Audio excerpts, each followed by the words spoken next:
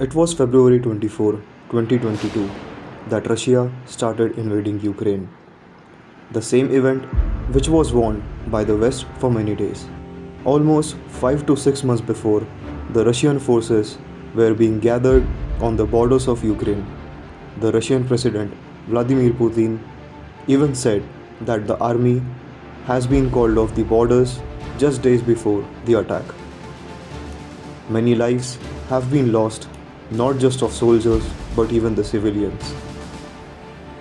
War crime is high in the Ukrainian territory, where women are being raped and elderly persons are shot at point blank with their hands tied behind. With all this, let's get into what is the current situation inside the war zone.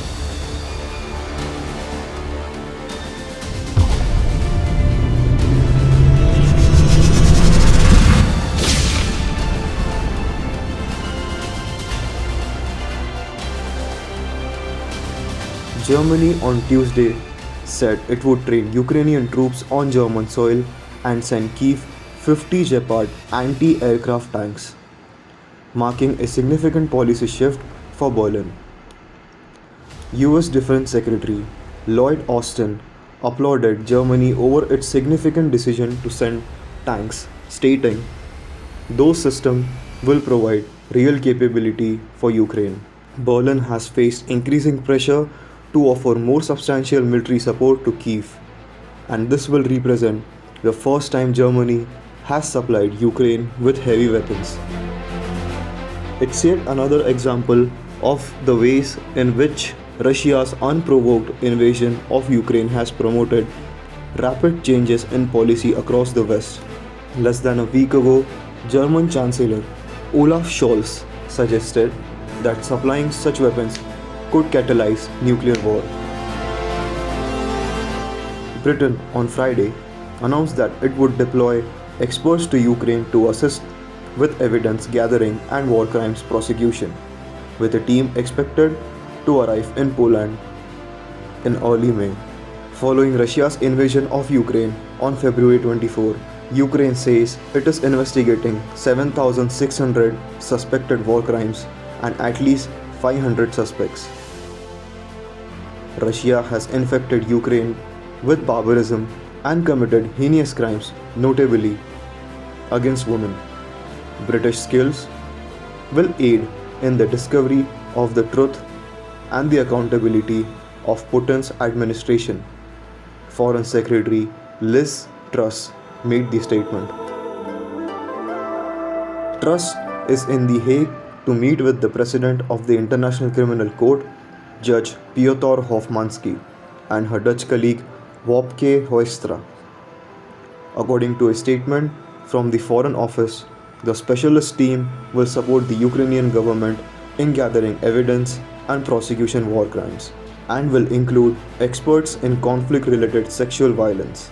Moscow refers to its efforts as a special operation intended to weakening Kyiv's military and safeguarding Russian speakers in the country's east.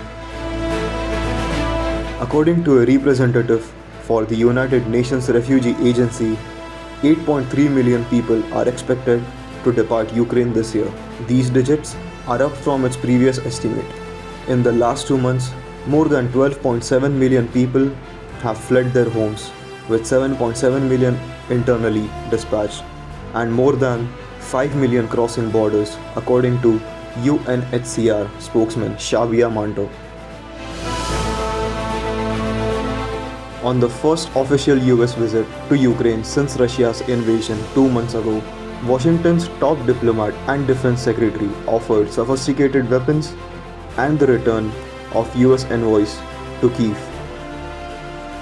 The morning air raid sirens in Ukraine continued significantly longer than usual for more than 2 hours.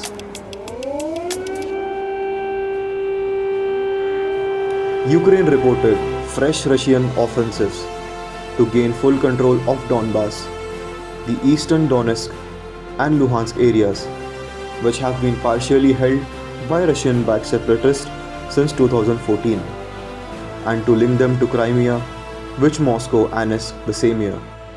Ukraine's general staff said Russia was bombarding Kharkiv, the country's second largest city in the eastern Ukraine, as well as towns and villages to the south.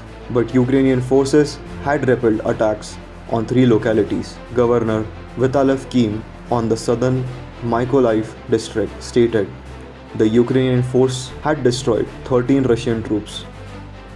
According to Ukrainian sources, Russian forces conducted a missile and bomb attack on Ukrainian troops in the Azovstal steel complex. The complex was the last surviving Ukrainian stronghold in Mariupol, where more than 1,000 people were sheltered.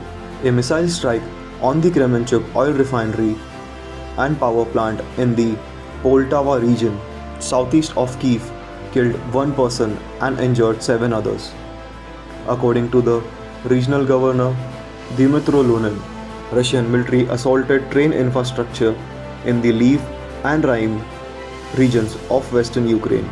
According to the governors, 2 Ukrainian drones were shot by Russian air defense system in Russia's Kursk area. An oil storage facility in the Russian city of Bryansk, 150 km northeast of Ukrainian border, caught fire. There was no clear indication that the fire was linked to Ukrainian civil strife. Britain claimed Russia had achieved limited gains since fully occupying the Donbass, but Moscow's concentration on the Azovstal steel factory in Mariupol had fatigued and tied up many Russian units. According to US authorities, Secretary of State Antony Blinken and Secretary of Defense Lloyd Austin have offered new support to Zelensky's government.